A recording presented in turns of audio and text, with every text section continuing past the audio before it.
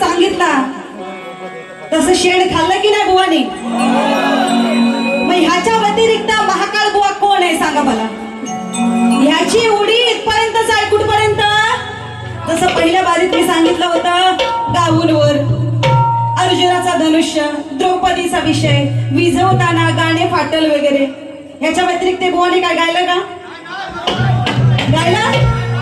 अरे तू कोण नाहीस, पाणी कम चाय आहेस या पूनम आगरकर समोर, एवढं लक्षात ठेव. बुवा, पहिल्या बारीची सुरुवात ही स्तवनापासून करायची असते बुवा.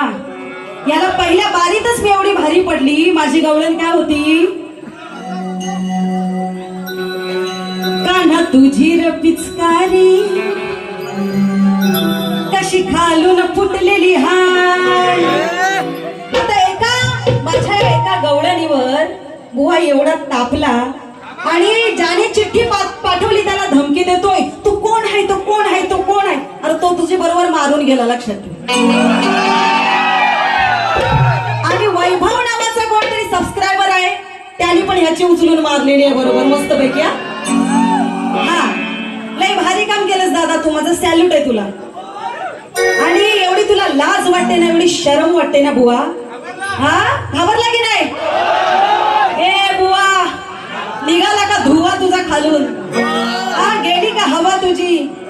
हा, अरे ह्याच्यामुळेच पूनम आगरकरला सगळे घाबरतात, लक्षात ठेव.